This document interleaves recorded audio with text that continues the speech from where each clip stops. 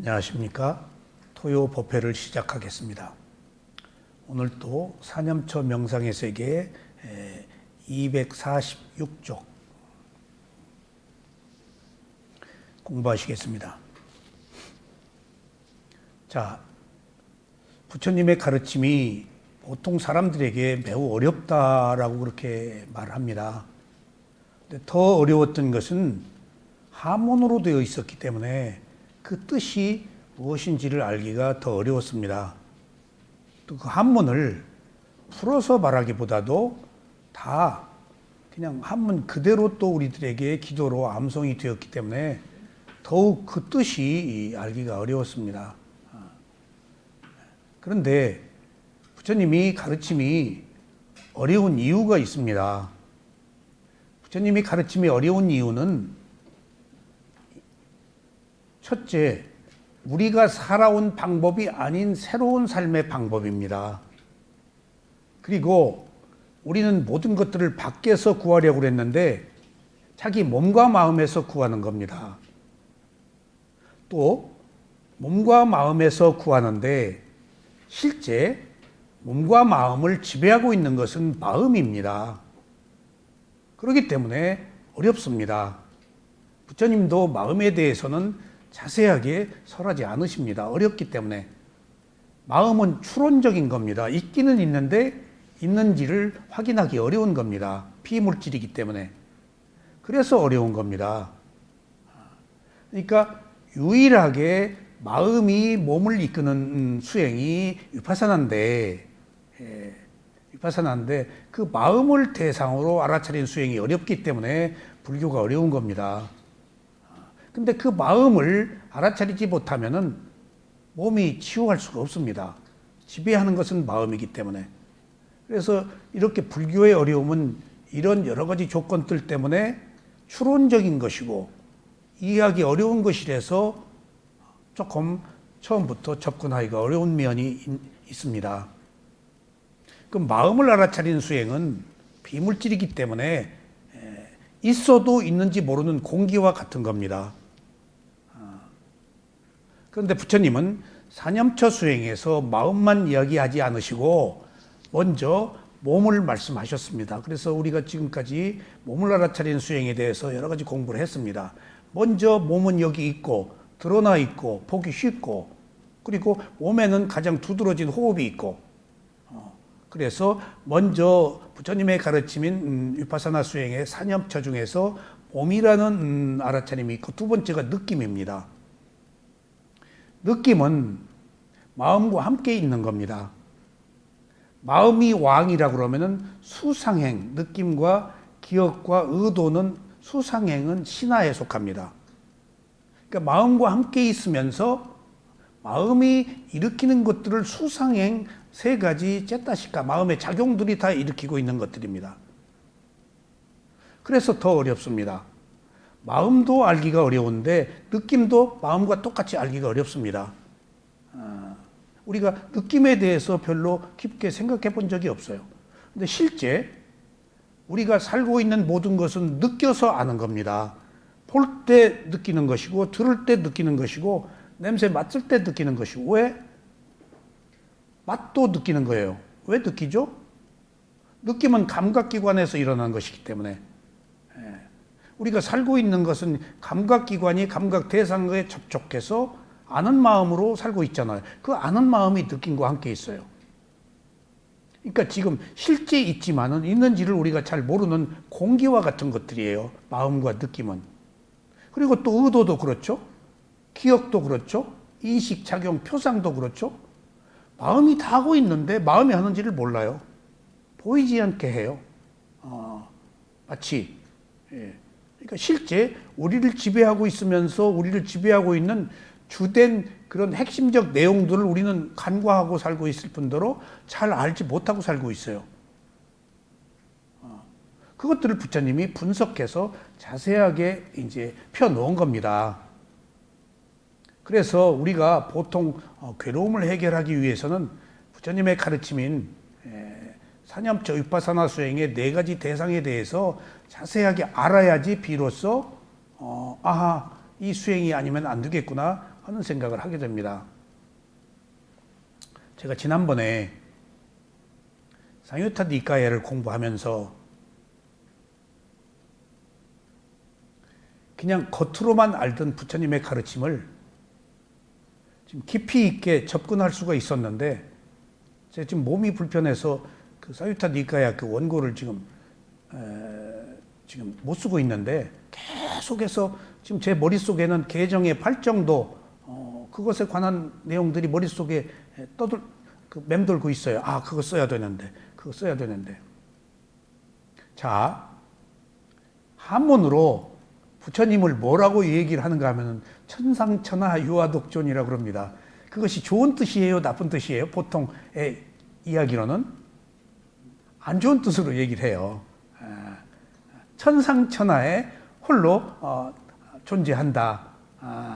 그 매우 독선적이고 이기적이고 저 잘났다는 뜻으로 해석을 하는데, 그 내용에 관해서 제가 상유타 니까에서 공부를 했어요. 그 사실이 빠져요. 천상천하 유아독존이. 그런데 그 내용을 들어보자고요. 내용을.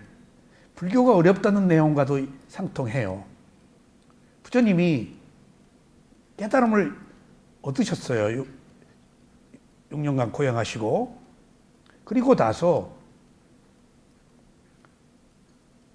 49일 동안 일주일씩 단위로 나무 밑에서 또 나무를 보고 나무를 벗어나서, 그리고 일주일씩 자기가 깨달음을 얻은 모든 문제를 정리하십니다.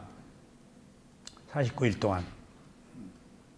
그리고 나서 이제 전법을 펴기로 사한파티가 법을 요청해서, 그리고 10여일 동안 5비구들이 함께 수행하고 있던 그 비구들이 있는 곳으로 10일 동안 걸어가십니다. 그런데 49일 동안 자기가 깨달음을 얻은 것들을 하나하나 정리를 합니다. 정리를 하는데 4주째 아비담마 논장을 확립하십니다. 이미 깨달음을 얻으신 아비담마 논장, 존재에 대한 해석이, 분석이죠. 그때 빛이 났습니다. 그 다음에 5주째 됐을 때 이야기입니다. 지금 이 얘기가. 자기가 깨달음을 얻은 거에 대해서 도무지 세상이 변한다, 원래 존재하는 것이 괴로움이다, 그리고 나라는 것이 없다 라는 이야기가 그 시대, 그 사회에 반영될 수 없는, 누구로부터 환영받지 못하는, 인정받을 수 없는 그런 진리란 말이에요. 그러니까 자기가 얻은 깨달음이 세상 사람들이 가지고 있는 견해와 전혀 다른 것이기 때문에 자기도 한번 놀랐죠. 무상고무아에 대해서. 그러니까 한번 두드려 본 거예요, 지금. 확신에 찬 믿음을 갖기 위해서. 그러니까 5주째 내가 깨달음을 얻은 것이 고진멸도 사성제 중에서 도성제란 말이에요. 도성제. 사성제를 깨달은 거예요. 마지막에 도성제, 지금. 그게 위파사나 수행이고 중도고 팔정도예요, 개정에. 그거에 대해서 한번 살펴보셨어요. 그 개정에 위파사나 수행으로 깨달음을 얻었는데, 그것에 대한 퀄리티, 담마, 그 가치, 그 진실을 부처님이 한번 보신 거예요. 자기가 개정회로 깨달았는데, 개정회라는 것이 뭔가? 그게 사성제 중에서 도성제예요, 고진멸도. 그리고 부처님이 이미 오신통의 6번째 누진통까지 얻으셨죠. 그러니까 마음을 먹으면 빛을 보내서 보지 못하는 데가 없어요, 부처님이. 그러니까 부처님이 힘이 미치는 세계가 31개의 존재의 세계예요. 그 너머에 있는 또 다른 세계는 못 가요. 너무 멀고 의미가 없어요. 그러니까 적어도 우리가 31개의 존재의 세계에, 윤회하는 세계에 있는 것을 붙다가 보는 힘이 있으신, 그 너머에 무한한 그런 그 우주의 세계는 뭐 갈 필요도 없죠. 하여튼 우리 그 존재계가 윤회하는 세계, 31개의 존재의 세계까지 부처가 보신 거예요. 쫙 위에부터 보신 거예요. 비상, 비비상차부터. 무엇을 보았을까요? 자기가 깨달음을 얻은 개정에 고진멸도 사성제, 도성제, 개정해가 거기에도 이것보다 뛰어난 가르침이 있는가? 이미 부처가 보는 신통하님이 계시니까 쭉 다 훑었어요. 없어요. 없어요. 고진멸도 사성제보다 더 뛰어난 가르침이 없어요. 심지어 부처님이 지옥까지 가서 보셨다고 그래요. 지옥에도 혹시 개정해보다 더 뛰어난 가르침이 숨어 있을 수 있으니까 없더라는 겁니다. 없더라는 겁니다. 그리고 나서 자신이 깨달음을 얻은 고진멸도 사성제 또 마지막 도성제, 그것은 생명이 존재하는 세계 어디에도 이거보다 뛰어난 법은 없다라고 결론을 내리신 겁니다. 그 이야기가. 이렇게 위대한 가르침이에요. 지옥까지 가서 보셨다는 거예요. 그러니까 이것보다 없다. 그래서 붓다가 나를 따르라고 그랬나요? 천상천하 유아독존이니까 내가 최고다. 나를 따르라고 그랬나요? 아니에요. 저는 나를 따르라고 하지 말고 개정해가 최고다라고 그러신 거예요. 내가 최고다 아니에요. 개정해는 무상고 무하니까 마지막 해는 붓다라는 자아가 없어요. 붓다라는 존재가 없어요. 깨달음은 있어도 깨달음을 얻은 자는 없어요. 깨달음은 무상고 무아를 아는 거예요. 근데 무상고 무아를 소유하는 그런 어떤 존재는 없어요. 그 순간에 마음이 체험하고 알아버린 것 뿐이에요. 근데 내가 아는 게 아니에요. 그 순간에 마음이 아는 거예요. 거기에 나는 없어요. 무하니까. 그래서 그 위대한 부처님의 가르침이 천상천하 유아독존이란 말이 31개 존재하는 세계를 다 헤아려 보니까 개정에 만한 가르침이 없구나 하는 것을 5주째 됐을 때 5주째 확신을 했다고요. 7주까지 가시죠, 마지막에. 그러니까 그런 의미에서 나온 이야기구나. 그것을 세속 사람들은 부처가 혼자 저 잘났다고 하는 것으로 말하고 있는데 결국은 그것이 최고이니까 개정해가 모든 존재들의 괴로움을 해결해 줄 수 있다라는 의미로 제시한 겁니다. 그러니까 붓다가 최고가 아니고 개정해가 최고라는 의미입니다. 그러니까 우리가 지금 배우고 있는 위파사나 수행이 무슨 저자거리에 무슨 그런 상품이 아니고 생명이 존재하는 존재계에서 이거보다 더 뛰어난 가르침이 없다는 것. 그것이 개정회이고 위파사나 수행입니다.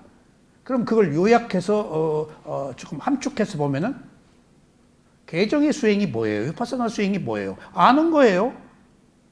그런 애라고 아는 거예요. 어떻게 알아? 있는 그대로 알아차리는 거예요, 지금. 옳다 그러다 판단하지 않고. 이것이 어려운 거예요, 지금. 우리는 무조건 처음부터 옳다 그러다 판단하잖아요. 판단을 유의하고 있네, 괴로워하네, 좋아하네, 싫어하네, 비호하네. 단지 하나의 현상, 딴마로 있는 그대로 놓고 보는 거예요. 이것이 존재하는 세계에서 유일하고 이거보다 더 뛰어난 방법이 없다는 이야기입니다. 우리가 그걸 공부하고 있는 거예요, 지금. 그걸 공부하고 있는 거예요. 그러면 그 붓다가 보니까 몸과 마음을 가지고 살면서 생긴 존재들의 문제는 몸과 마음이 있어서 생겼으니까 그 답은 몸과 마음에 있는데 여지껏 몸과 마음을 본 적이 없다는 얘기예요. 밖에서 구했지. 그러니까 몸과 마음으로 왔어. 이제 필연적으로 12연기 안에서 12가지가 다 몸과 마음이야. 몸과 마음으로 왔어? 근데 몸과 마음에 오니까 느낌이 있더라는 거예요. 그래서 위파사나 수행은 몸과 마음을 보는 수행이고 느낌을 보는 수행이고 몸과 마음에는 느낌밖에 없으니까. 몸과 마음이 감각기관을 통해서 우리가 살고 있는데 감각기관이 6가지 감각기관이 몸의 감각기관 5가지, 마음의 감각기관 안입이설신 마음 해서 6가지 감각기관으로 살고 있는데 그 감각기관에서 느껴지는 게 느낌이에요. 그러니까 느낌으로 살고 있는 거예요, 지금. 근데 이렇게 중요한 느낌을 공기처럼 있어도 모르는 것이기 때문에 우리는 괴로움을 제어할 수가 없다는 얘기예요. 느낌으로 우리가 좋아하고 싫어하기 시작하는데 그 느낌을 못 알아차리니까. 그래서 부처님께서는 위파사나 수행으로 이미 느끼고 나서 반응한 것을 알아차리기 이전에 볼 때, 접촉할 때, 귀로 소리를 들을 때, 코로 냄새를 맡을 때, 접촉할 때 알아차리면은 나쁜 느낌, 좋아하고 싫어하는 느낌이 안 일어나요. 접촉할 때 알아차리면. 그러니까 느낌이 일어났다 하더라도 반응을 하지 않게 돼요. 볼 때 예쁘다, 밉다, 바로 차별이 일어나잖아. 좋다, 싫다, 뭐 어쩌다, 저쩌다, 뭐 다 순간적으로 자기 정보에 의해서 인지되고 있잖아. 인지가 상이거든. 인식. 의식은 아는 마음이고, 오온의 식. 인식은, 지각 인식은 어떤 정보를 가지고 뭐라고 판단해서 결정을 내리고 보는 걸 인식이라고 그래요. 그 선입관이에요. 고정관념. 우리는 무조건 인식하잖아요. 그 있는 그대로 본 거 아니에요. 뭐라고 꾸며서 딱 이미 저장되어 있는 정보에 의해서 딱 남자다, 여자다, 예쁘다, 밉다, 뭐 어쩌다, 뭐 늙었다, 젊었다, 딱 그렇게 판단 분별해서 보잖아요. 그럼 그 차별이 일어나죠. 거기서 내 있는 그대로 보지 못하니까 차별이 일어나니까 내가 좋다, 싫다라는 느낌이 필연적으로 일어나죠. 이제 그걸 막기 위해서 접촉부터 알아차리는 것이 이제 위파사나 수행입니다. 그래서 지금 우리가 오늘 느낌을 공부하는데 지난 시간에 이어서 제가 느낌에 대한 개요를 말씀드리고 있는데 이렇게 중요한 느낌을 우리는 느낌인지 모르기 때문에 느낌을 통해서 일어나는 파생된 다른 느낌이 유발된다. 그래서 주석서에서도 느낌을 느껴라 라는 얘기가 굉장히 강조가 됩니다. 여러분들이 그 책 읽어봐서 아시는데 중요하지 몰라서 그냥 휙 지나가서 그렇지 느낌 얘기가 많이 나와요. 느껴라. 그러니까 또 주석서에 이런 귀절이 있어요. 느낌을 알아차리지 못하면은 야생짐승, 초월적 존재, 도깨비, 뭐 물은 어떤 뭐 그런 그런 것들이 나타난다. 근데 지금 야생짐, 초월적 존재가 뭘까요? 보살, 붓다, 관세음보살, 뭐 예수님, 뭐 하느님 다 초월적 존재, 내가 만드는 상이에요. 느낌이 일으킨 그 느낌이 아닌 상이에요. 이미지예요. 그 다음에 야생 짐승은 뭘까? 무슨 그 짐승들 나비다 뭐다 그건 샤만들이 꼭 그걸 떠올려요. 나비 무슨 그 몇 가지 그 특징적인 동물들이 있더라고. 그리고 도깨비 자기가 이미지이지. 그런 것들을 지금 내가 실제하지 않는 것을 수상행의 상의 기능으로 이미지네이션해서 만들어서 보기 때문에 실제하는 것으로 생각해서 그것이 지배해버린다는 거예요. 부처님은 상으로 보지 말고 느껴라 라고 계속 얘기하세요. 느낌에는 뭐가 있을까? 상에는 지금 초월적 존재, 관세음보살, 뭐 야생짐승, 도깨비, 귀신 이런 게 다 실제하지 않는 것들이 떠오르는데 상에서는 느낌에서는 뭐가 있을까? 무상고부화가 있어요. 느낌에서는. 느낌은 괴로워요. 느낌은 괴롭습니다. 먹는 것도 잘 느끼면 괴로워요. 하고 있는 것도 전부 느낌으로 접촉하면 괴로워요. 빠르게 변하기 때문에 가히 없이 변해요. 그냥 일어나는 순간 사라져버려요. 느낌은. 그러니까 혼란하고 혼돈하고 어떤 정체성을 확립하기가 어려워요. 느낌은. 그런 그 무상, 그런 변화, 그런 혼란이 법이라는 거예요. 지금. 혼란을 두려워하지 말고 원래 혼란하네 라고 보면은 혼란하지 않다는 거예요. 지금. 혼란한 속에서 혼란하지 않기를 바라니까 우리가 지금 문제라는 거예요. 지금. 원래 괴롭단 말이에요. 지금 생로병사이기 때문에. 내 마음대로 안 된단 말이에요. 지금 병이 생기고 내 뜻대로 안 되고 죽어야 되고 사람들의 마음이 내 마음대로 안 되고 원래 그런 거 아니에요? 근데 원래 그런 거다라고 받아들이면 안 괴로운데 그렇지 않기를 바라니까 무상을 거부하니까 자아를 가지고 있으니까 지금 괴로운 거예요. 원래 그런 거면은 받아들여야지 어떻게 해요? 체념해야지. 순응해야지. 원래 그런 것을 원래 그렇지 않다라고 하는 것이 지금 사물의 이치에 귀하지 않은 우리들의 현실적 문제예요, 지금. 그러니까 느낌을 통해서 우리가 조금 더 첨예한 어떤 감각적 욕망이나 고통, 비탄, 슬픔 이런 것들이 전부 쾌락, 전부 느낌이거든요. 돈, 사랑, 명예, 지위, 부귀영화가 전부 느낌이에요. 배부른 것도 느낌, 배고픈 것도 느낌이고 이성에 대한 사랑, 돈에 대한 사랑, 지위, 명예, 술, 담배 전부 뿅 느낌이에요. 그 느낌 얻으려고 그러는 거예요.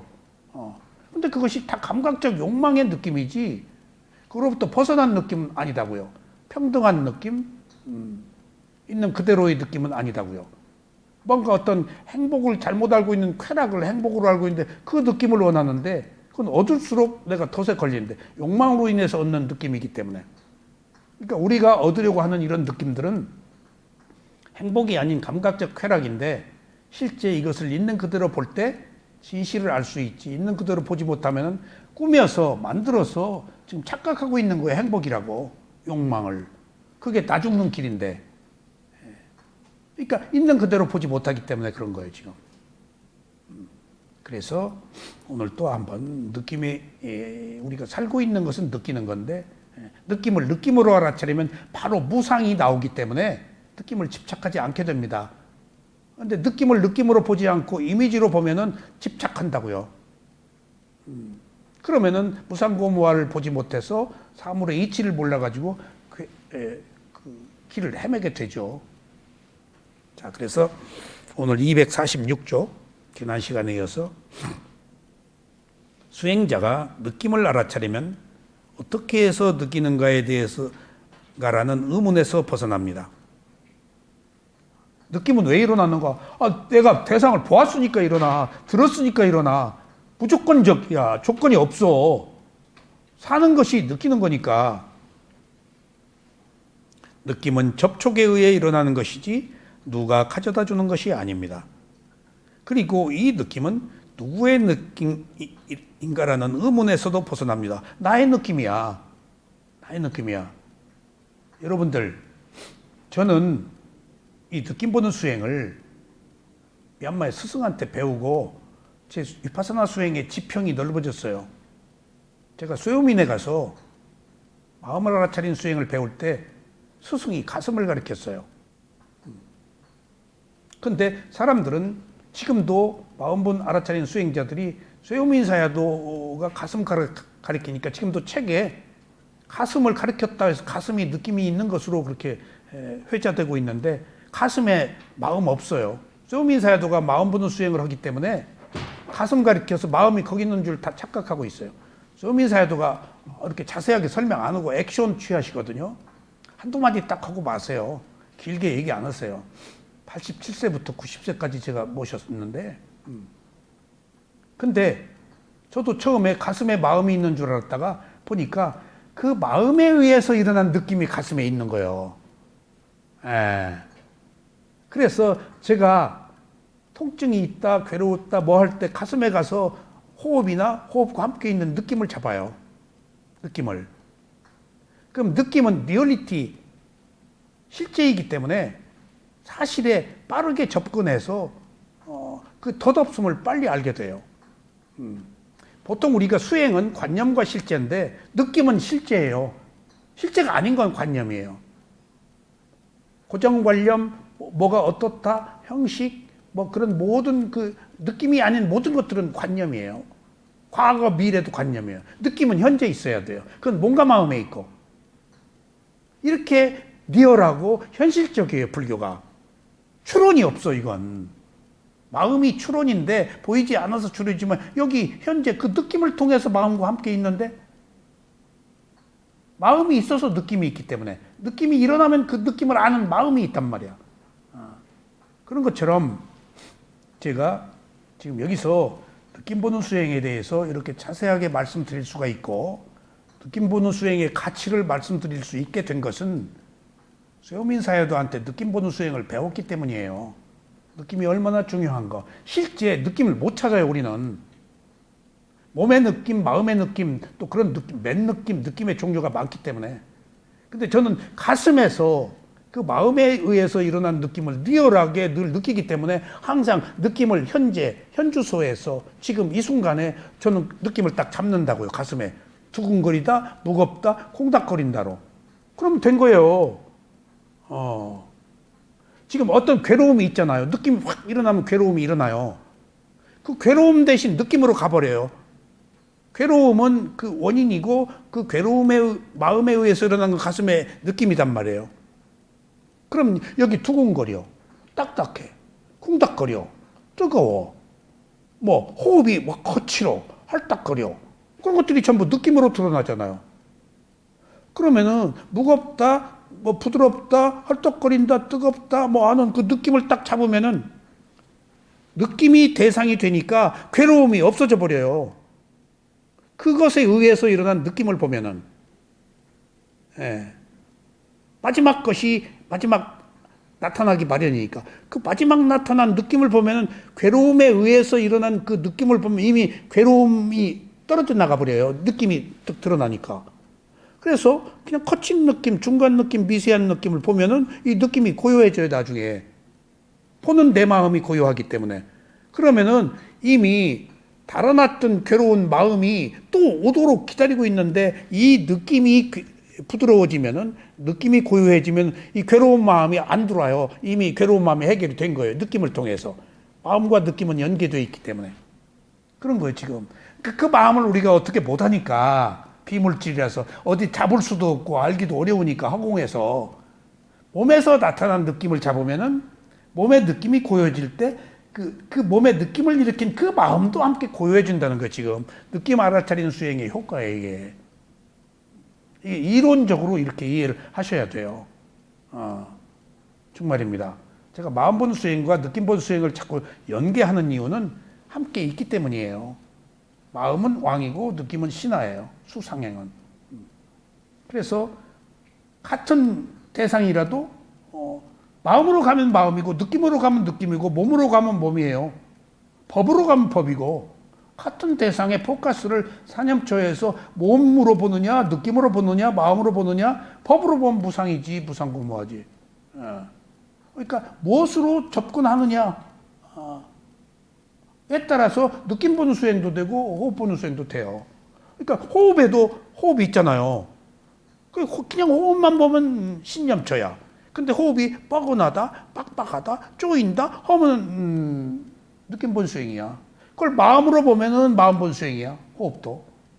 그 다음에 그 호흡이 일어나고 사라지는 무상이다라고 보면 법념초야. 포커스를 뭘로 맞추냐 해서 우리가 여기서 조금 그 범위를 줄이면은 마음과 느낌을 연계해서 보는 것이 수행에 굉장히 탁월한 효과를 가져온다. 지금 문제는 괴로움을 해결하는 거잖아요. 핵심은 항상. 무엇이다가 그렇게 무엇이다 그렇게 중요한 게 아니라 어떻게가 중요한 거예요. 무엇이든 다 알아요. 무엇이 중요한 건 우리가 안다. 근데 어떻게 해야 그 무엇을 확립할 것인가에 대해서는 모르는데 바로 마음과 느낌을 함께 연계해서 알아차리면 효과가 있다. 그러니까 딱 가서 보면 딱 그 느낌만 잡으세요. 근데 빨리 잡으면 어떤 마음이 일어난가 알아요. 그러니까 모르더라도 그냥 느낌 잡아서 그 느낌이 고요해지면 이미 그 느낌을 일으킨 마음도 함께 고요해진다. 그렇게 그것이 이제 제가 그 느낌과 마음을 알아차리는 수행에 대한 제 이론입니다. 그래서 이 느낌이 일어났을 때 보통 중요한 것은 지금 항상 우리들은 어떤 문제가 생겼을 때 내 느낌, 내 문제를 남의 것으로 생각하고 방관한다고요. 느낌이 왜 일어나는가? 내가 몸과 마음을 가지고 있어서 일어나요. 그리고 그 느낌은 나의 느낌이에요. 그런 의문에서 벗어날 수 있다고요, 지금. 그 느낌을. 거기다가 그 느낌을 있는 그대로 알아차리면 나의 느낌도 아니고 지금 내가 지켜보는 하나의 대상, 땀마, 법으로서의 느낌으로 또 바뀌죠. 이렇게 단계적 과정으로 발전합니다. 먼저 나의 느낌이라고 알고 딱 보면 나의 느낌도 아니고 하나의 현상일 뿐인 느낌이에요. 그래서 무상이 생기는 거예요. 나의 느낌에서는 무상이 안 보입니다. 아직 나가 있기 때문에. 내가 떨어져 나가면 거기 딱 그 자리에 무상이 들어서요. 느낌은 6가지 감각기관이 느끼고 단지 마음이 이것을 아는 과정만 있지 이것을 주도하는 자아는 없습니다. 조건에 따라서 일어나는 거예요. 느낌은 내가 주도하지 않아요. 보니까 일어나는 거예요. 들으니까 일어나고 몸뚱아리 가지고 있으니까 일어나는 거예요. 여기 다 없어요. 조건이 있지. 여러분들 사실은 우리가 이 세상을 살고 있는 것은 몸과 마음이에요. 근데 몸과 마음 하나 입고 먹고 누울 자리 생각하고 그 몸과 마음 하나 간수하기가 이렇게 힘들어요. 여러분들 지금 경제적 부를 누리고 사는데 한 끼니 해결하는 게 쉬운 건 줄 아세요? 간단치 않은 거예요. 지금 우리가 살아서 그냥 살지 살기 위해서 얼마나 부단한 노력을 하고 위험을 경험하고 지금 그나마라도 이렇게 먹고 살지 그것뿐이에요? 내 몸뚱아리 하나 눕고 자는 것이 쉬운 거예요? 내 몸뚱아리 하나 옷 입는 게 쉬운 건 줄 아세요? 내 몸뚱아리 하나 유지하기 위해서 먹는 게 쉬운 줄 아세요? 다 어려운 것들이에요. 그러니까 몸뚱아리 하나 지금 우리가 우습게 하지만은 결국은 몸뚱아리가 우주구나. 몸뚱아리가 전주구나. 그 몸뚱아리가 있으면 마음이 있겠지.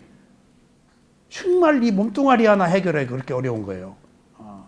모든 괴로움은 내 몸뚱아리, 내 몸, 내 마음 하나 해결하는데 문제가 있는데 그것이 영원히 해결이 안 돼요. 내 몸이라고 생각하고 있기 때문에. 내 마음이라고 생각하고 있기 때문에. 끝이 없어요. 나가 붙으면 무엇도 만족하지 못해요.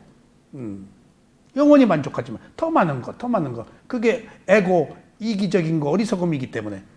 그러니까 영원히 구조적으로 우리는 내 몸과 마음이 그렇게 중요하고 내 몸과 마음이라는 걸 알아도 몸과 마음을 가지고 있는 괴로움에서 못 벗어나요. 왜? 무엇도 만족하지 못하기 때문에. 그래서 몸과 마음이 얼마나 중요하다는 사실을 알아야 되고 그 중요한 몸과 마음이 과연 나의 몸과 마음인가를 알아야 되기 때문에 여기서 느낌으로 들어가지 않으면 안 돼요. 관문은 느낌 하나밖에 없어요. 느낌으로 못 들어가면 무상고부화를 못 느껴요. 부처가 이걸 찾아내신 거예요, 지금. 그것도 죽을 고비를 넘기고 마지막 죽음에 이르러서 왜 죽는가로부터 시작해서 연기가 발견되고 그 연기 속에 한 인간의 몸과 마음이 그 몸과 마음 안에 느낌이 드러나서 보니까 무상한 거예요, 그게. 빨리 깨달아 버렸어요, 그냥. 빨리. 자세하게 안 나와 있어, 제 얘기는. 그냥 이렇게 좋고 뚝뚝뚝 그냥 들어가 버렸어요. 몸과 마음으로 오고 느낌 보고 보니까 무상고부하고 자세하게 기록 안 돼 있습니다. 워낙 사물의 이치가 빨리 그냥 쭉쭉쭉 연결돼 버려요, 그냥. 그리고 확 깨달아 버렸어요. 그러니까 느낌이 발견된 거, 느낌의 중요성 이런 것들은 경전에 자세하게 기록이 안 된 이유가 있어요. 뿌냐짜리는 왜 안 됐을까? 못 알아들으니까. 이 얘기가 못 알아들으니까. 이런 얘기가 경전에 기록이 안 돼 있어요. 주석서에도 기록이 안 돼 있어요. 제가 12연기 공부하고 느낌 보는 수행 공부하고 마음 보는 수행 공부를 하고 보니까 자명하게 드러난 거예요, 이게. 그냥 단도직입적으로 쏙 들어갔구나. 몸이 중요하다, 느낌이 중요하다는 얘기만 나왔지 어떻게 그런 단계적 과정에서 깨달음을 얻었는가는 자세하게 나와 있지 않아. 그 이유가 깨달음을 얻은 게 중요한 게 아니고 깨달음을 얻은 무상고무화라는 결과가 중요한 것이기 때문에 어쨌든지 느낌이 그렇게 중요한 것입니다. 그리고 여러분들은 이제 몸에서 가장 중요한 부분에서 일어나는 느낌은 어디가 가장 강하다고요? 가슴이에요. 그리고 머리도 있어요. 임군란 씨는 머리하고 가슴하고 같이 봐요. 여기 우지근우지근해. 이것도 마음이 일으킨 느낌이야. 일로 가면 돼, 그 마음, 딴 문제, 여기. 근데 이걸 딱 안 보면 두려움에 커져서 마음이 이제 계속 더 토상작용을 일으켜. 근데 느낌으로 딱 보면은 마음과 느낌이 차단돼 버려. 내가 알아차리기 때문에. 그럼 이미지네이션이 줄어들어. 그러면 그거에서 에너지를 안 받아. 괴로운 마음이. 딱 느낌을 알아차리면 마음이 일으킨 에너지 공급이 차단되는 거예요. 가슴이나. 두근두근해. 근데 못 알아차리면 그 마음이 계속 두근거리게 상호작용을 해. 근데 두근거리는 느낌을 딱 알아차리면 이미 마음이 아니고 느낌이기 때문에 마음은 대상을 알아차리면 있던 것들은 사라지니까. 그러니까 여기 계속해서 가슴의 느낌, 머리의 어떤 느낌, 두려움, 공포, 불안을 그 마음이 계속 그 여기 일으키는데 느낌을 딱 보면 마음이 차단돼 버리니까 에너지 공급원이 차단돼서 이것이 해결되면 이것이 해결된다고. 보이지 않는 선으로 연결되어 있기 때문에 마음과 느낌은. 그래서 느낌 보는 수행을 지금 중요하다는 의미를 떠나서 여기서 제가 강조한 이유는 치유 목적에 느낌보다 좋은 게 없더라 그 얘기예요. 치유 목적에. 지금 중요한 것은 우리가 치유잖아. 치유잖아. 근데 불교의 치유는 이론적인 그 치유에 실천적 치유가 함께 있기 때문에 불교는 실천 수행이에요. 불교는 연부를 백날 외우고 뭘 백날 외우고 기도를 백날 외워도 수행이 아니면 한 발도 해결이 안 돼요. 마지막에는 수행이에요. 무상고무화를 느껴야 돼요. 수행이 안 되면은 언감생심 있으나마나한 것이 돼요. 교학이나 모든 것들은 수행을 위한 전 단계지. 그거 연불 백날 외우고 물론 수행을 위한 그 사마타 수행으로서의 연불 같은 것들은 필요하겠지만은 관념적인 그런 것들은 마지막에 무상고무화를 모르면 있으나마나한 것들이에요. 무상고무화를 위해서 그것들이 존재한다면 의미는 있어요. 그러니까 마지막에는 치유예요. 지금 무상고무화는. 무상고무화가 주는 의미는 사물의 이치로 치유하는 거. 우리들의 그 나라는 그 고정관념, 항상하다는 어떤 선입관을. 그래서 출세간의 법이라 그러는 거예요. 무상고무화. 부처가 깨달은 법이고. 마지막에는 무상고무화로 알지 않으면은 내가 있다고. 근데 무상고무화로 알면 내가 없으니까 나타나는 현상들이 한낱 하나에 일어났다 사라지는 무상이고 그건 괴로움이고 나라가 올 것 때문에 내가 괴로울 나도 없어. 그러면 된 거예요. 마지막에. 아직 내가 있어서 괴롭잖아요. 괴로운 게 내가 아니야. 그 순간의 마음이지. 그걸 내가 경험하고 있을 뿐이야. 그래서 벗어나는 거예요. 지혜로. 지혜로밖에 벗어나지 못. 지혜가 아니면 뭐 안 돼요. 마지막 어떤 물리적 방법으로도 못 벗어나요. 지혜로 알아서 그렇네라고 내가 벗어날 때 비로소 괴로움이 해결되는 거예요. 깨달음이 지혜예요. 무상고무화. 알아버린 거예요. 그럼 걸리지 않는 거예요. 그러면 된 거예요. 계속 반복돼야 합니다. 이게 알아도 또 잊어버리거든요. 또 내가 생겨버리니까 계속해서 조금씩 더 접근해 가야 합니다. 감각기관이 느끼고 단지 마음이 이것을 아는 과정만 있지 이것을 주도하는 자는 없습니다. 그래서 나의 느낌이 아니고 단지 감각기관이 느끼는 것이라고 압니다. 이렇게 알 때 사물을 통찰하는 최고의 지혜가 나서 모든 괴로움에서 벗어날 수 있습니다. 느낌을 알아차리는 수행의 주석서에서는 찌달라 산에 머물면서 수행을 하는 원로 장로에 대한 이야기가 다음과 같이 소개되고 있습니다. 어느 날 원로 장로가 이렇게 마하테라예요. 원로 장로가 아플 때 장로란 말이 그 테라란 말인데 기독교에 쓰고 있는 장로가 원래 불교 용어입니다. 지금 그 상좌 불교를 빨리어로 뭐라 그러죠? 상좌 불교를 네 단어. 테라, 와다. 테라가 뭐예요? 장로란 말이에요. 와다는 말씀. 장로들의 말씀이란 말이에요. 부처님 말씀 아니에요. 장로들의 말씀이 뭐지?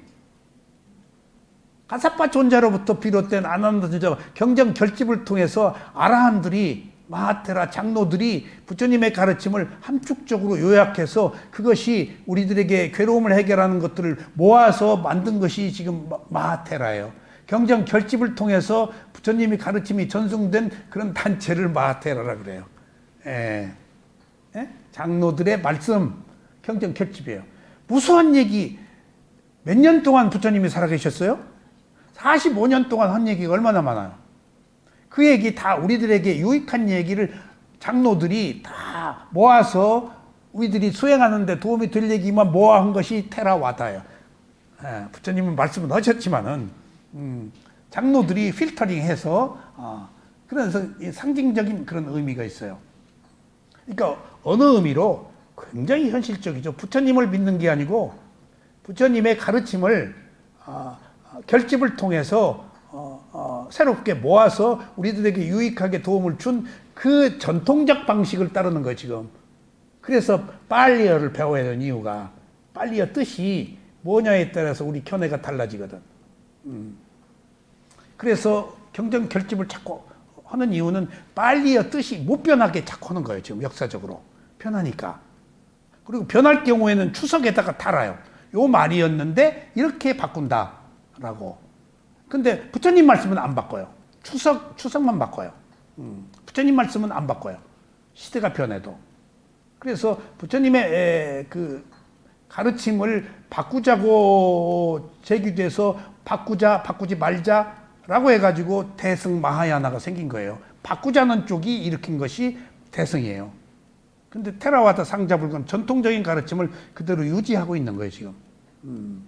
뭐 그것은 뭐 시대적 흐름이니까 뭘 좋다 나쁘다라는 의미를 떠나서 현실적으로 그런 차이로 10가지 그 14비법 계율을 완화해달라는 그런 계율에 대한 문제 때문에 파가 갈라진 거예요. 그리고 18 부파불교까지 생겼죠. 자, 이렇게 할 때 사물을 통찰하는 최고의 지혜가 나서 거기 했지. 어느 날 원로 장로가 아플 때 아픈 느낌이 격렬해지자 끙끙거리면서 신음하고 이리저리 뒹굴고 있었습니다.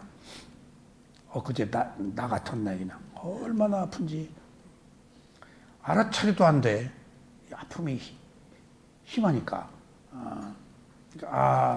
알아차림이 조자룡이 헝칼같이 전가의 보도는 아니구나.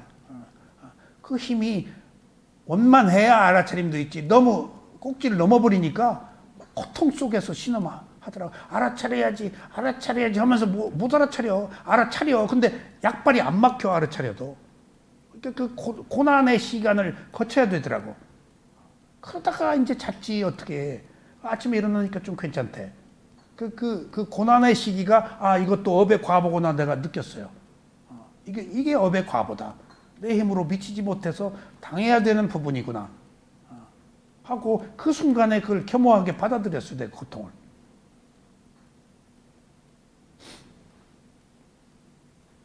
그러자 곁에 있던 젊은 피구 장로의 피구가 장로 피구에게 물었습니다. 큰 스님, 어디가 아프십니까? 아픈 특정한 곳은 없네. 단지 육체적 감각기관을 대상으로 하여 일어난 느낌만 있네. 큰 스님, 그러한 앓음이 일어난 때부터 참는 것이 적절하지 않을까요? 그러니까 그 작은 피구는 좀 참는 게 적절하지 않냐? 좀 참으셔. 나는 참고 있다네. 큰 스님, 참는 것은 매우 훌륭한 것입니다. 이런 대화를 하면서 큰 스님은 참았습니다. 헛배가 부르다 못해 체액이 심장까지 부풀어 마침내 터져 내장이 침상 위에 누이 툭 터져가지고 큰 스님은 그것을 젊은 비구에게 보였습니다. 비구여, 이런 정도의 참음은 적절한가? 이제 툭 이제 장기가 툭 하는데 비구여, 지금 이렇게 참고 있다. 이게 적절한가? 너무나 뜻밖의 현상에 젊은 비구는 말이 없었습니다. 이때 큰 스님은 정진과 고요함을 함께 유지함으로써 판별력을 지닌 아라한과에 도달했습니다. 그때 아라한과에 들어갔다는 거예요. 거기 분별이 안 일어났어. 싫어하는 마음이 없었어요. 현상으로 봤어. 아픔이 있었지만 아픔을 극복했어. 나 엊그제 아픔을 극복해서 아라한 됐는데. 뭐가 이제 잠자고 나서 없어졌으니까 한참 벌었네. 그때 딱 그냥 알아차리님이 그 고통을 능가해버렸으면 딱 법이 딱 드러나네. 무상고무화가. 여러분들 지금 제 얘기 농담 아닙니다. 조건이에요. 때가 안 되면 안 돼요. 조건의 성숙이에요. 자기 의지로 안 돼요. 그 조건은 업의 때가 이르러야 돼요. 부처님이 깨달음을 얻은 것도, 그 다음에 인간으로 태어난 것도, 그런 모든 것들이 다 지나고 보니까 전부 업이었어요. 6년간 고행한 것도 자기 업이었어요. 전부 업이었어요. 그리고 자기에게 깨달음을 얻는 과정에서 깨달음을 얻고 나서 생긴 모든 고난도 전부 과거의 업이 치고 들어온 거예요. 그러니까 우리가 지나치게 업에 의존해서도 안 되겠지만은 업의 그물을 벗어나서 살고 있지 못한다는 거구나 하는 것도 제가 알았어요. 그러니까 조건이 성숙이 안 되면은 안 돼요. 제가 그렇게 봐요. 너무나 열심히 하고 너무나 열정하게 이 법을 배우려고 하던 사람이 어느 순간에 호련히 떠나고 뭐 연락이 없어. 근데 그 사람 이렇게 돌이켜 보면은 인연 같아. 인연 같아. 그러니까 만났으면은 떠날 때가 된 것 같아. 그러지 않고서는 답이 없어.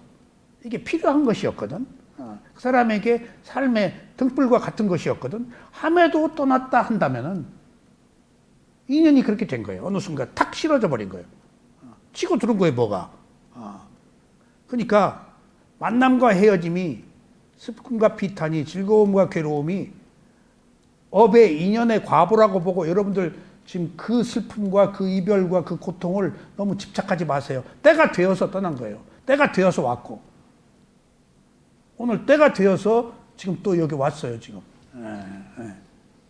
그런 거예요. 지금. 그러니까 우리가 보이지 않는 업의 힘이 우리를 지배하고 있기 때문에 뭔가 애써 안달할 필요 없어. 그냥 떠났으면 떠났네, 왔으면 왔네 라고 그것을 흔연하게 받아들여야지. 그게 과거의 무수한 업에 의해서 만들어진 결과로 오기 때문에 내 힘으로 안 된다는 거예요. 지금 때가 되어야 해요. 때가 되어야 해요. 때가 되어야 지금 여기 이분의 경우도 때가 된 거예요. 이게 그걸 어떻게 우리가 아느냐? 부처님의 법문 듣고 수다원, 싸다함, 아나함, 아람 막 들잖아요. 법문 한번 들었다고 때가 된 거예요. 듣기 이전에 그 사람이 부처님을 만나는 과정까지, 부처님이 살아있는 시대에 태어나기까지 직접 부처님의 법문을 들을 수 있는 인연들이 다 있었기 때문에 조건이 성숙되어서야지. 바위에 물방울이 떨어져서 구멍이 뚫리는 게 한 방울에 구멍이 뚫리냐고요. 무수한 시간에 떨어져서 뭔가 구멍이 뚫리는 때가 되어서 뚫리는 거 아니에요. 그러니까 도노 돈수냐 도노 점수냐 뭐냐 하는 이야기들이 두 가지가 다 맞아요. 단계적 과정에 무수한 과정을 거치는 것도 필요하고 마지막에 어느 때가 되어서 호련히 깨닫는 것도 필요하고 부분 자세히 분석해 보면은 다 조건과 성숙과 때예요. 뭐라고 할 수가 없어요. 응무 소주 이생기심 듣고 육조 해능이 화들짝 했다는데 그 얘기 지금 우리가 들으면 다 깨달아야 되네. 조건이 성숙된 거예요. 한글도 모르는 한문도 모르는 글자를 읽을지도 모르는 해능이 그 한마디 들었다고 깨달아? 이 이야기는 인연의 이치, 인연의 관계, 인연의 조건들이 우리를 지배하고 있기 때문에 우리들의 온 어떤 그 문제들, 슬픔, 비탄, 괴로움, 즐거움 모든 것들은 불가피 올만한 것이라고 받아들일 때 한 걸음 물러서서 우리가 그걸 극복할 수 있다고요. 온 것은 받아야 돼요. 뭐든지. 아직 때가 되지 않았으면 기다려야 돼요. 아셨죠?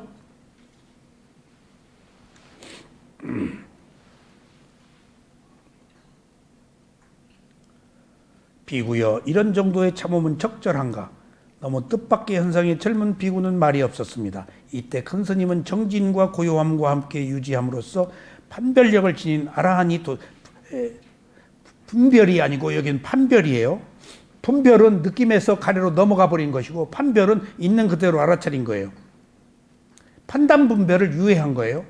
그리고 사마시시, 이 사마시시란 말이 나오는데 죽을 때 고통과 함께 고통을 느끼면서 고통에 넘어가지 않고 아라한이 되는 것을 사마시시라고 그래요. 그러니까 괴롭게 죽어요. 근데 그 순간의 마지막 괴로움을 알아차려서 아라한이 되고 죽는 거예요. 사마시시가. 통증은 있어. 있지만은 그것으로부터 벗어나서 통증을 하나의 현상을 보는 거예요. 빠르게. 자동차에 치여 죽는다, 소에 받쳐 죽는다, 뭐 할 때 그때 고통이 딱 왔을 때 사마시시가 있대요. 그때. 이렇게 그 고통스럽게 그 죽는 어떤 자연재해다 뭐다 할 때 탁 그냥 마음만 놓지 않고 딱 알아차리는 순간 그때 아라한이 되는 거예요. 이게 은현 씨도 죽을 때 아플 때 아라한이 될 수 있어. 아파 죽겠네. 막 소리 지르지 말고 그대로 아프네. 그리고 법문 들은 거 생각해. 이게 사마시시. 사마시시라는 죽음과 동시에 아라한을 성취한 분으로서 완전한 소멸을 이루었습니다. 이때 큰 스님은 사마시시가 되신 것입니다. 이러한 모든 번뇌가 완전하게 소멸한 성자의 마지막 단계입니다. 제가 미얀마에서 보통 미얀마 사람들이 2달 만에 다 소타파나 수다원 도가에 들어간다고 통역이 얘기를 자꾸 해주더라고요. 이제 거기 이제 오래 있다가 보니까 그 수행하는 사람들을 미얀마 사람 제 후원자도 제 여잔데 뭐 그렇게 먹을 걸 주고 열심히 거기서 그 평생을 보낸 분이에요. 그 봉사하면서 도길예라는 사람도 또 그 도와주면서 봉사하는 사람들이고 돌랄라미아 제 후원자는 돌랄라미아인데 그렇게 그 외국인들한테 봉사를 해줬어요. 근데 다 들어보면은 도가를 성취했대요.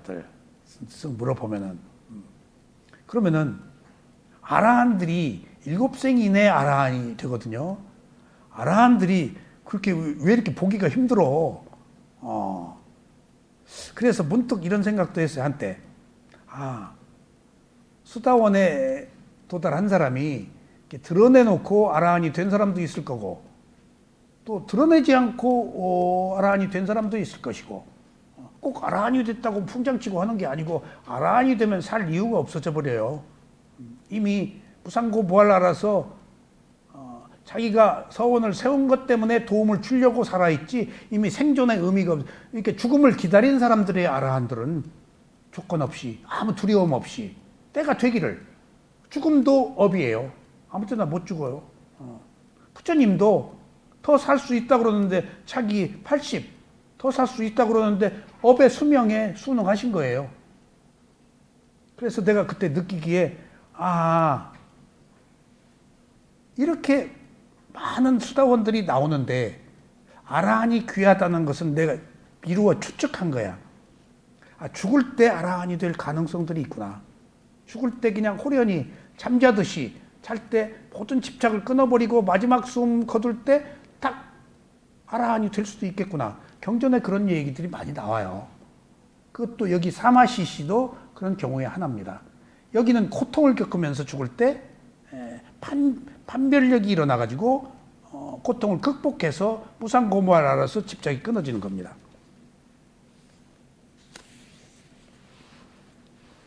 아라한은 모든 번뇌가 완전하게 소멸한 성자의 마지막 단계입니다. 사마시시는 2개의 결과를 동시에 얻는 사람을 말합니다. 이것은 가래가 끊어지고 동시에 생명이 소멸되는 아라한과를 얻은 것을 말합니다. 많은 경우에 수행자들이 죽을 때 아라한과를 성취하는 것을 경전에서 볼 수 있습니다. 정말입니다.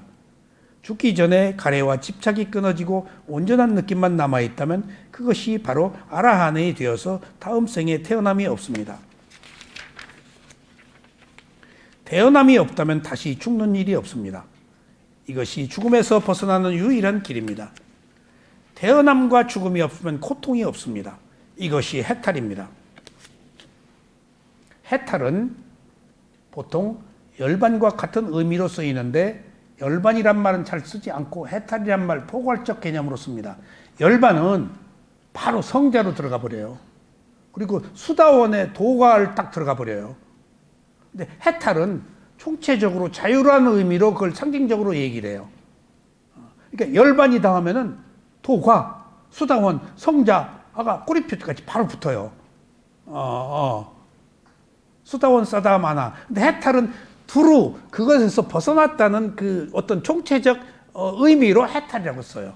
그래서 스승들은 열반 얘기, 닛바나 안 쓰고 해탈, 위무띠, 해탈이라고 말씀을 해요. 똑같은데 해탈은 그런 포괄적 의미로 구속력이 조금 적어요.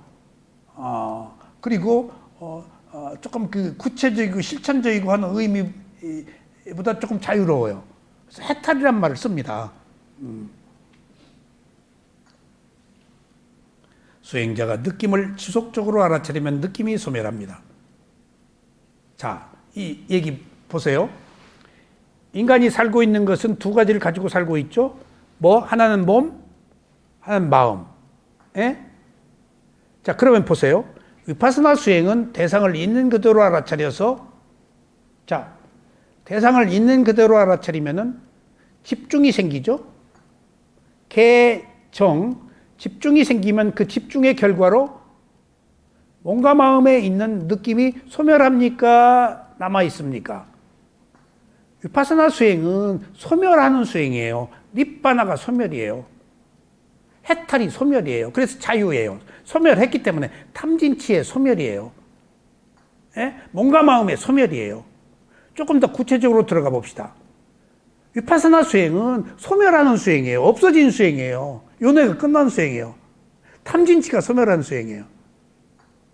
느낌이 소멸하는 수행이에요. 아셨죠? 위파스나 수행은 뭐 하는 수행이라고요? 소멸하는 수행. 그러면 자 보세요. 그 소멸이 어디서부터 일어나는가? 실천적으로 봅시다. 몸과 마음이 있잖아요. 우선 두드러지게 모든 사람들이 몸에 호흡을 보죠. 몸에는 뭐가 크게 두 가지가 있을까요?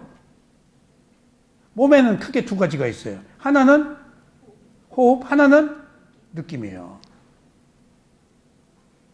그러면은 제일 먼저 여러분들이 경험했잖아요. 수행하면서 다리가 없어진다, 팔이 없어진다, 몸이 없어진다 하는 경우 있잖아요. 소멸이에요.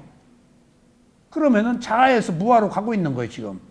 소멸하면 집착이 없어져요. 없는데 뭘 집착해요? 그러니까 여러분들이 수행하고 나서 자유로운 것은 어느 순간 내가 소멸하고 나가 없었기 때문이에요. 내가 있으면 괴롭거든. 내가 없으니까 조금 자유를 얻는다고. 그러면 제일 먼저 몸을 알아차리면 집중에 의해서 소멸하잖아요. 먼저 몸의 느낌이 소멸해요. 그리고 마지막에 몸에 있는 또 뭐가 남아있죠? 느낌이 사라지면은 호흡이 사라져요. 그럼 뭐만 남죠? 몸과 느낌에서 몸의 느낌과 호흡 두 가지가 사라지면은 마음이 남아있죠?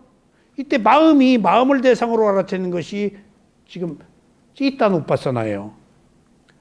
나중에 생긴 마음이 먼저 있는 마음을 알아차려. 그러면 나중에 알아차리는 순간 어느 순간에 마음이 없어져 버려. 그러면은 아는 마음이 없어져 버려. 그럼 몸과 마음이 다 소멸했나요? 남아있나요? 소멸했죠? 이게 열반이에요. 요약하면 그래요. 그러니까 몸을 알아차리는 순간에 느낌이 사라지는 과정, 호흡이 사라지는 과정에 단계적 과정의 지혜가 성숙되고 거기서 무상고무화의 지혜가 조금씩 더 깊어져 가는 과정들이 다 있어요. 16단계, 7청정거 16단계라는 것들이 한 몸과 마음이 소멸하는 일련의 과정들이에요. 소멸이라고 꼭 아세요. 마지막 소멸하고 없어야 열반이 들어가는 거예요. 해탈이에요. 있는 한은 괴로워요.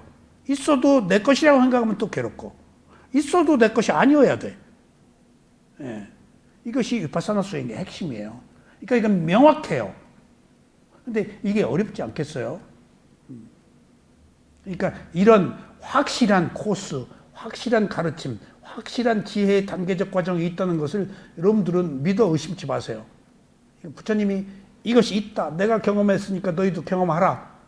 하고 부처님의 확신에 찬 믿음을 가지고 많은 사람들이 따라가는 겁니다. 부처님의 가르침이 거짓말일 리는 없을 테니까. 그러면서 자기가 단계적 과정으로 체험하는 거예요. 부처님의 가르침을. 그런데 더 중요한 사실은 이미 너희는 체험했다고 그랬어요. 부처님은. 이 말이 중요해요.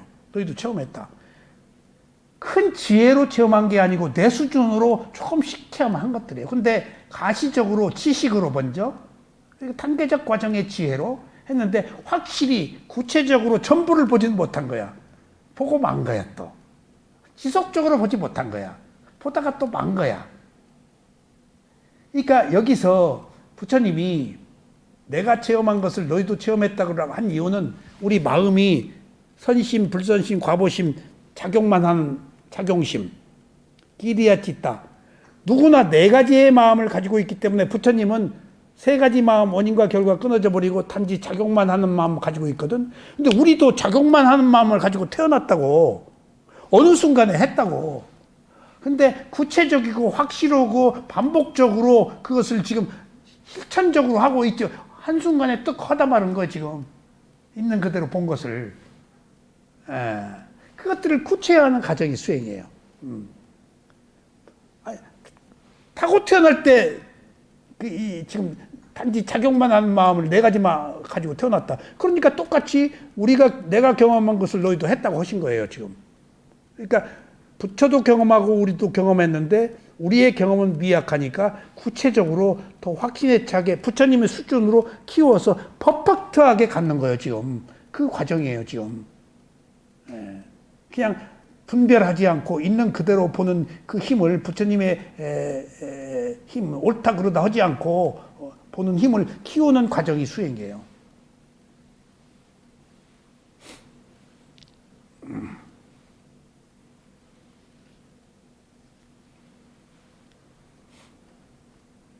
아픈 느낌이 있을 때 아픔을 알아차리면 아픔은 일정하지 않다는 것을 압니다. 이때 아픔은 계속되는 하나의 아픔이 아닙니다. 하나의 아픈 느낌이 일어나서 사라지면 다음에 새로운 느낌이 일어납니다. 이게 법이에요, 지금. 느낌이 왔죠? 여기서 이 느낌이 같지 않다라고 보면 느낌을 통찰한 힘이 생긴 거예요. 무상의 힘으로 들어가야 돼요. 아파, 두려워. 그러니까 이게 두려운 마음이 똑같지 않네? 조금 전의 마음, 지금 이런 마음 계속되고 있네? 통증도 확 쑤시는데 이게 같은 통증이 아니네? 이게 일어났다고 사라지네? 라고 보는 힘이 있는 담마의 힘이 생긴 거예요. 무상으로 들어가야 돼요.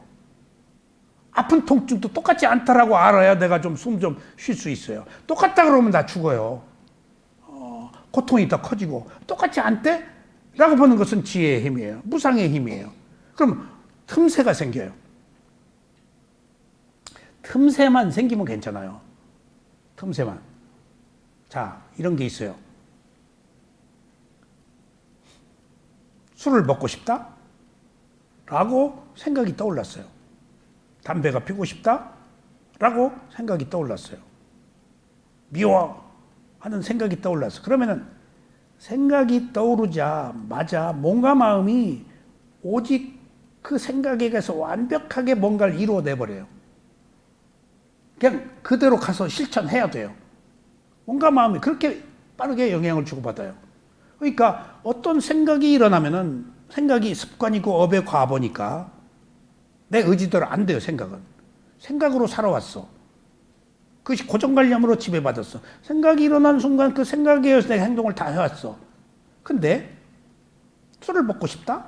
근데 먹지 않을 수 있는 가능성, 먹으면 조금 힘들다라는 어떤 또 다른 문제들이 있을 때, 먹고 싶다 했을 때, 무엇을 하고 싶다 했을 때 반사적으로 즉각 실천하는 게 우리들의 현실이에요. 느낌이. 근데 보세요. 술을 먹고 싶다 했을 때 촉발되는 느낌이 바로 행동으로 취하도록 돼 있는데 여기서 이제 알아차림이 필요한 거예요. 먹고 싶다 할 때는 알아차림이 없어요. 그럼 먹는 거 알아차림이 없어요. 먹고 싶다 하면 먹어야 돼, 그냥. 근데 먹고 싶다 했을 때 먹고 싶어 하네? 라고 그 마음을, 먹고 싶은 마음을 보고 반드시 두 번째, 먹고 싶은 마음 때문에 일어난 가슴의 느낌을 봐. 콩닥콩닥, 두근두근. 10초만 봐. 술 안 먹을 수 있어요. 몇 초의 차이로 행동이 제어될 수 있어요. 지금 우리가 수행은 치유하는 것은 뒷문제고 그 행동을 제어할 수 있는 것은 거기서 몇 초간의 텀만 만들어서 새 마음이, 대상을 알아차리는 마음이 일어나도록 하면은 바로 행동을 안 할 수 있어요. 저는 이런 경우를 많이 하고 싶다 했을 때 전에는 무심히 가서 했는데 이제 하고 싶어하는 마음을 딱 보고 얼른 가슴으로 느낌으로 가서 보면은 그 몇 초의 차이로 반드시 해야 되고 해왔는데 안 할 수 있다는 사실. 제어에 그게 참는다는 것이 그걸 참는 거예요. 지금 못 참아요. 그냥 참으려다가 더 세게 밟아요. 참는 것은 반작용이잖아요. 근데 참지 않고 텀을 만들어서 대상으로 알아차리는 순간 마음이 모든 것을 이끌기 때문에 마음이 창문 조금 열어서 찬바람 하나 오면 정신이 팍 나듯이 한 텀에 찬바람이 나서 대상을 딱 분리해서 볼 수만 있으면 우리는 빠르게 촉발된 느낌을 제어할 수가 있어요. 알아차림의 힘이 이렇게 위대해요. 이런 것으로부터 자꾸 더 키워나가야 돼요. 우리가 모든 습관적인 거, 자동적인 그런 행동들이 내 뜻대로 안 돼, 나도 몰라, 내가 좋아서 하고 있는 것들이에요. 근데 그것을 이겨낼 수 있는 것은 그 마음을 알아차리고 가슴의 느낌을 통해서 몇 초만, 10초만이라도 틈새를 만들어 놓으면 의외로 제정신이 돌아오더라, 반사적으로 하지 않게 되더라 하는 것들이 지금 수행입니다. 여기 그런 게 나오진 않았지만은 그 느낌을 알아차리는 수행에서 얻는 이익들입니다, 이게.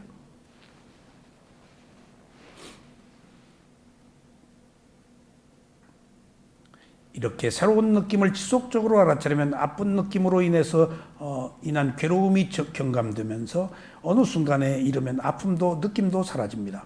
아까 느낌은 사라진다고 그랬죠. 소멸이니까. 이게 집중의 효과예요. 집중이 좋은 것은, 개정에서 집중이 좋은 것은 그것들이 소멸하고 완화되기 때문이에요. 고요하니까 지혜가 나기 때문이기도 하고. 그 집중의 단계를 거치지 않으면 안 돼요. 모든 것들은 집중이에요. 모든 현상계에서 더 나은 삶을 위해서는 집중이 반드시 필요해요. 집중도 지혜에 생기고 어떤 능력도 집중에 생겨요.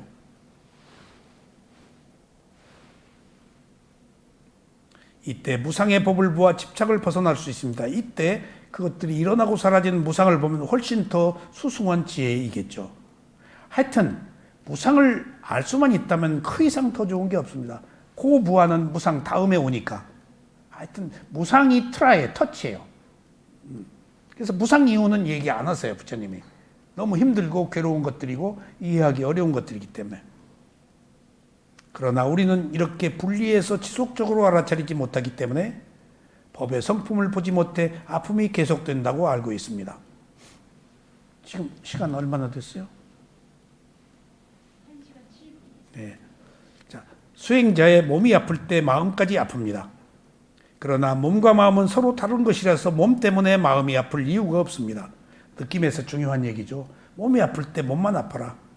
사실 아픈 것은 몸이고 마음은 단지 그것을 아는 것일 뿐이라고 할 때 우리는 비로소 몸의 아픔을 통해 법의 성품을 볼 수가 있습니다. 몸이 아플 때 마음이 안 아프면 무상고무화가 보이고 아는 것이 마음인데 그 마음이 아파버린 무상고무화가 못 보여요. 증폭되죠. 몸도 아픈데 마음까지 아파봐요? 그럼 뒤집어지죠. 그래서 끙끙 앓게 되는 것은 마음까지 아픈 거예요, 여러분들이. 예. 그럼 법을 못 봐요. 몸과 마음을 분리해서 알아차린 위파사나 수행은 몸의 영역과 마음의 영역을 구별하여 각각의 영역에서 다른 영역에 즉각 영향을 미치지 않도록 알아차립니다.